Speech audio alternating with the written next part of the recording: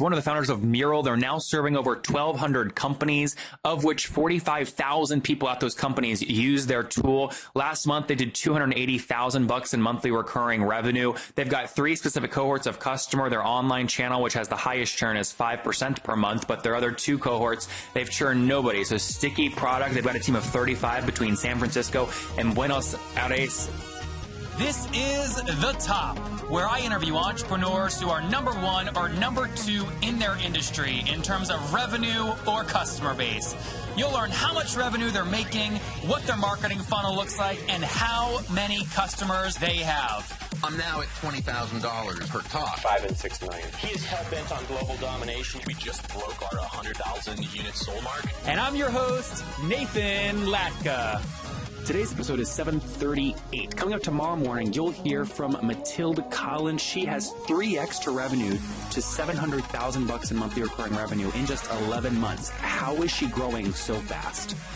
Hello, everybody. My guest is Mariano Suarez-Batan. He is the co-founder and CEO of a company called MURAL. Modern teams are using MURAL's design, a digital whiteboard, to explore complex challenges visually, facilitate design thinking exercises, and organize agile processes.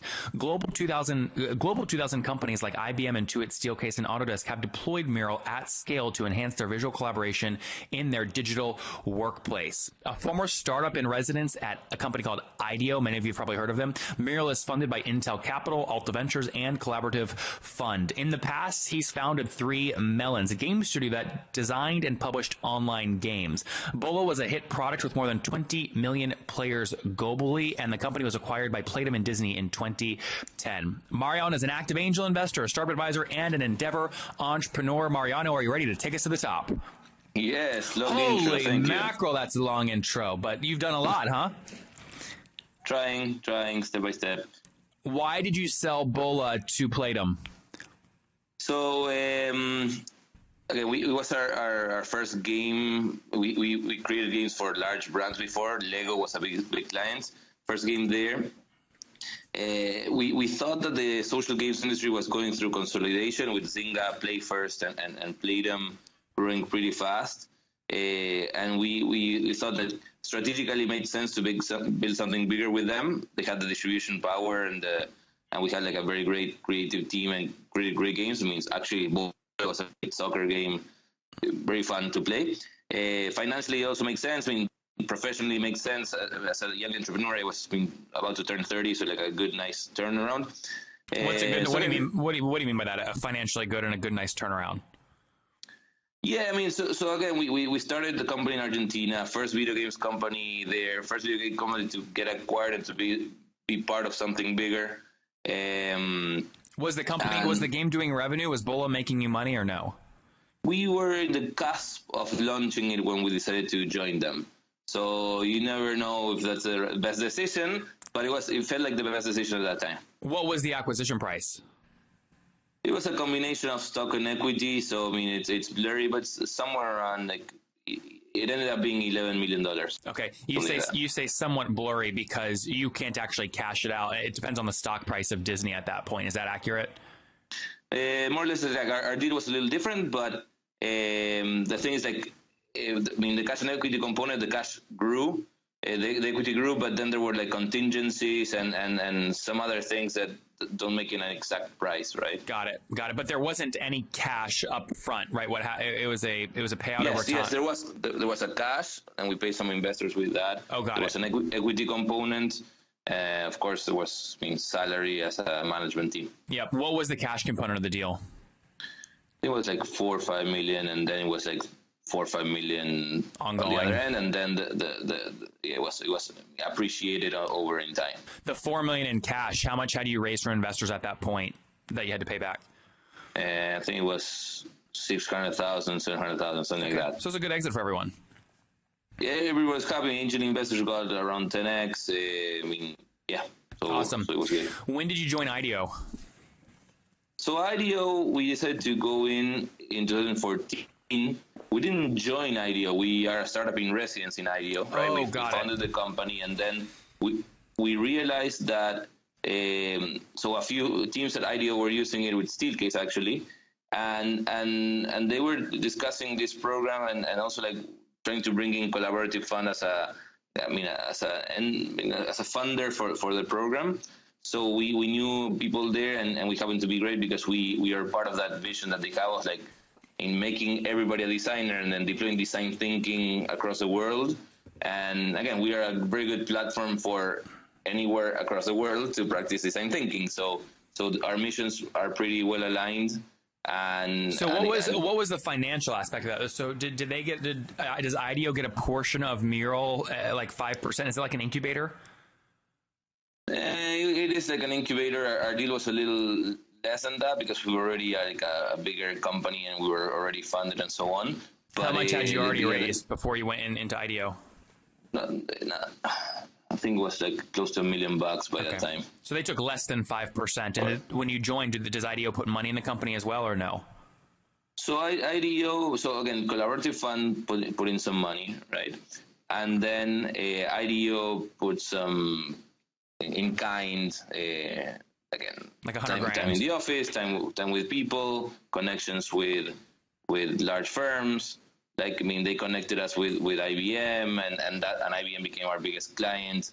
They also connected us with some folks, again, Steelcase, as I said, some folks in Stanford, and Intuit as well. So it was a good, connector, right? Also a good way to bring in some of their DNA into our product organization, how they work. And in a way, we realized that instead of going after the IDOs of the world as our core clients, we pivoted to who we were going to be aiming for, right? Large firms, their clients, right? So clients of IDEO that wanted to work like IDEO ended up being the sweet spot for a go-to-market. Yep. Your pricing is so simple. I love it. You go to the pricing page. It's $12 per member per month billed annually, or $16 billed monthly. How much would you credit your success in terms of getting new customers to the simplicity of your pricing plan? That's the pricing plan for the folks that want to buy online, which is, again, a huge number of people. But in terms of our revenue, it's not, the disproportion. I'd say probably 1/4 of our revenue comes from online. The rest come from enterprise deals, right? Yeah. So the simplicity is nice because, again, we most of our enterprise deals start with some sort of free trial, of course, and then people in a work group that start to use it, and then they like it, and then they expand it to other folks. So your business model, though, it's a SaaS business model, right? SaaS business model, the things like how we charge. So it's a subscription. Most of the people pay us annually, though, even though we have the monthly option, and pay us via contracts and via invoices and via like large contracts. So we also integrate our systems to their systems, and a more enterprise ready level of service that is not available to buy online. And so how many total companies are using you? And then in addition to that, how many total employees at those companies use you? So right now we have 45,000 monthly active users, and this is around 1,200 companies. Okay. So as you can imagine, there's a few, like 50 of them that have a lot of employees involved. Yep. Especially IBM. With IBM, we have 26,000 monthly active users. So you can see the ratio of IBMers in there. When you say monthly active user, Mariano, those are people that they're paying for those seats, right? Those aren't free users. That's correct. We don't have a freemium model. We used to have it, then we switched to a free trial. And we can go and discuss that if you want to. But everybody that's using the product is using it paying. We have introduced, a couple of months ago, free for education, right? So folks that are teaching this innovation, design, creative problem solving, are happy to reach out to us in mural.co/education, and we provide that for free. Again, it's part of like a contribution, but also like preparing the future generation to not necessarily have to practice innovation all together in the same location with sticky notes and whiteboard, right? Like we believe that innovation doesn't need to happen just in the project room. So we're taking the project room everywhere. And what's the average? I know this is tough because you have such a lopsided cohort, especially with IBM, but what's the average customer paying you per month, would you say? It's very hard to say. I mean, because IBM pays us quite a bit, as you can imagine. Then we have multiple millions of dollars. Then we jump into like between 100,000 and 150, and we have like probably 10 companies in that range, and then we have a lot of companies paying us peanuts, right? Yeah. It's like a group of 4 or 5 people. So our average is really not a great way of analyzing our business, right? It is more like a long tail kind of curve. Yeah, 80-20 rule, right? 20% of the customers make up well more than 80% of the revenue. Mm-hmm. And for sure. Well, it's a concentration of companies. Like IBM has 400,000 employees. It makes Mariano. It makes perfect sense. I wasn't saying bad things about the model. It makes perfect sense. Give us a sense though of size. So, like last month, what did you guys do in terms of monthly revenue? So we calculate in recurrent revenue, right? Okay. So our recurrent revenue per month is right now we are making like 280. Okay. So you're so 280K, right? Yeah, 280K, which what puts you at about $3.5 million ARR rate? Somewhere on there, yeah. Yeah, cool. So I can if I wanted to back into an average revenue per user, I could just take MRR divided by 1,200 customers, but that really wouldn't be accurate because you have such differences in your cohorts, right? Yeah, I would say there's like 3 big buckets, right? Like huge enterprise and then business. And then you can probably split and say, like, okay, well, on the smaller end, we have like probably whatever, $50 per month, and then we have like 50,000. Probably four categories. Like $50 per month. Probably then there's like the 1,000, and then there's the 50, so like 3,000, and then So Mariano, you've obviously raised capital for this business, starting off there with Collaborative Fund and IDEO. How much capital have you raised in total? We raised so far. We took in $2.4 million. Got it. And tell me more about like the team's makeup. What's the team size today? So we are 35 people more or less. Okay. Still heavily reliant on product. So our product organization is in Buenos Aires. That's where I'm from. That's the Mariano Suarez Batan complicated. What a name! I love that name. Thank you. With a hyphen and everything. I had to upgrade it because people don't understand that Suarez is not my middle name. That's anyway. Funny. So we have a lot of folks there, product development, so engineers, DevOps, a lot of designers and product managers. We have a pretty good ratio there. Your main office is Buenos Aires? No, San Francisco, that's where I am. So I like to say that where I am is the main office. But it's a U.S. company, so it's also, and we operate here in California. We have our head of customer success is in New Jersey, actually right in front of New York in Jersey City. Mm-hmm. And here in San Francisco, we have another customer success manager, head of marketing, an SDR and an AE, and I'm carrying probably 4 more AEs now because multiple reasons. That's great. Tell me about some other economics here. So like churn, what's your gross customer churn per month or per year? So again, similarly how I was telling you, it's hard to have the average. You need to divide it into buckets. So thankfully, for let's call it bucket 1 is online, bucket 2 is bigger online, bucket 3 would be small business or small teams in companies, right?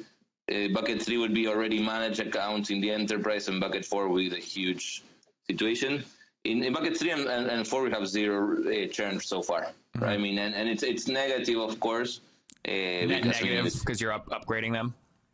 Yes, because as you can imagine, with those firms, it starts to grow, right? The issue that we have as a business, and this is for other entrepreneurs selling to multiple departments, is who pays for the collaboration, right? Like the unit, when it's not IT that does the thing. So, for example, we sell to innovation groups, right? Or design and product development groups.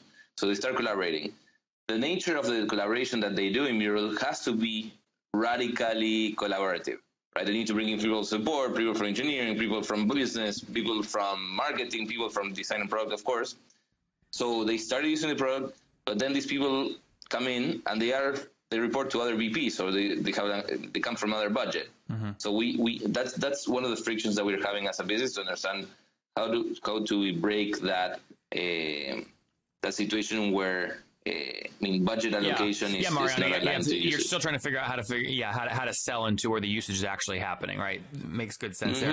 Hey, we're running out of time here. We've got a couple more minutes, so just some quick questions here. So in your online cohort, what's churn? Like 2% monthly, 1%, 5%? No, it's 5. It's high. We have cyclicality of the user product in terms of. And for your larger cohorts, which obviously you probably have AEs and salespeople on, what are you paying to acquire those customers on average? Inconclusive, you know what? Because, for example, we landed a pretty big industrial technology firm, probably that one that you're imagining. And it came because, they did like a global design sprint that we supported, and now they're deploying the product. We met them at an event in design management event in September. Did you sponsor the event, or it was free? Yeah, we sponsored the event. What was the sponsorship cost? Probably around the total thing, because not just the sponsorship cost, but the travel and so forth, probably around $30,000. Okay, and you got one big customer from it. Yes, but we also met them, someone else in Austin, and in the middle we did some work also, and so on. So there's a lot of little attribution costs. Yep. That it's hard to map with the sophistication of systems that we have right now, right? So what we do is we generally split up general costs divided by total acquired customers, and the things like some of the costs that we are deploying right now. We still don't know when they're going to be turning to customers. Yeah, Mario, makes good sense. Last question here. Do you have any weird costs that most software companies don't? What's your gross margin? No, not really. So, again, we connect to the 500 startups. So, something like a prop there. It's that we got a very good deal with Microsoft Azure. Yeah. What is your gross margin? What, even with all your deals and everything you've done? So are you talking like 85% gross margin, 90% gross margin? Yeah. Mm-hmm. What is really high. We're very optimal in that regard. Of course, when it comes to the larger firms, we assign people to that. But yeah, it's north of 85%. Many of you listening right now don't have time to listen to every B2B SaaS CEO that I've interviewed. If you want to get access to the database I've created with year-over-year growth rates, customer counts, margins, and many, many other data metrics and data points, you can go to getlatka.com. Here's the thing, though. That database, I keep it to myself. It's so freaking valuable. And to preserve the quality of the data and make sure that the people that have access to it have a true advantage, I'm only letting 10 companies on each month. So we're full this month, but you can go to getlatka.com to get on the waiting list for next month. And look, there's big people on the waiting list. The biggest VCs you've ever heard of. You've probably heard of them. They're big, private equity, billions and billions under management. So it's an impressive waiting list. Go get on now at getlatka.com. Okay, Top Tribe, I have to tell you, many people go, Nathan, you came out of nowhere. Your website's growing so fast. How'd you do it? The answer is simple. So I use HostGator. I don't know if you guys know that, but I use HostGator. And the reason I do, they have about 4,500 free templates I can use because I don't code. They've got a great e-commerce plugin. And guys, I bug the heck out of their support. They've got 24/7 support, which I love. So what I've done is I've worked with them. You guys know I make great deals. If you go to hostgator.com/Nathan, you can sign up, get your own domain for 30% off and a 45-day money-back guarantee. Okay, again, I make great deals for you guys. Go to hostgator.com/Nathan to grab that now. Let's wrap up here, Mariano, with the famous 5. Number 1, what's your favorite business book? Favorite business book? I'd say I'd rewind back, but it's probably Purple Cow by Seth Godin, because it was so simple to describe that it's the product should be the marketing channel, right? Even though you need to amplify it later. Sure. Products should be remarkable, and if they're remarkable, you have a business. Number 2, is there a CEO you're following or studying right now? What's that again? Sorry? CEO that you're following. Plenty. But pick one. Yeah, I like Aaron Levy's management of the press, right? And how he's selling a dream in a way, and how he can combine the tone of enterprise with some edge, which is also what we do, right? We have an enterprise software company that has a neon coral logo, right? Yep. So it's Number 3, what's your favorite online tool like HostGator? I'd say LinkedIn. I mean, LinkedIn was able to get me a lot of deals and connections that are fundamental for my business life. Number 4, how many hours of sleep do you get every night? I'm a pretty good sleeper, even though I have a 1-year-old and a 5-year-old. So I'd say 8. Okay, that's pretty good. And what's your situation? Are you married? I'm married. We recently moved to the suburbs here in the Bay Area. So 2 kids, married, and how old are you, Mariano? I'm 37. All right, so take us home. Quick answer here. Take us back 17 years. What do you wish your 20-year-old self knew? Probably to trust on your gut always. Actually, there's some science to that. I mean, some of the hormones that are produced in the gut help us make decisions. And in general, I mean, I follow them, but only after too much, probably thinking through the situation.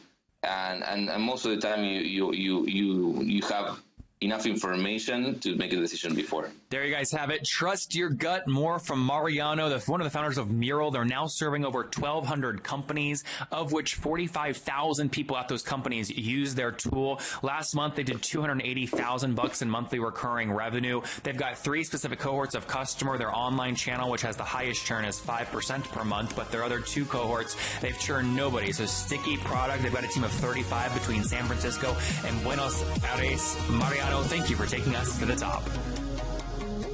Thank you for the energy. If you enjoyed Mariano today, go back and listen to Patrick yesterday. 3,000 hotels are paying him to optimize pricing, and investors have put in $50 million to date.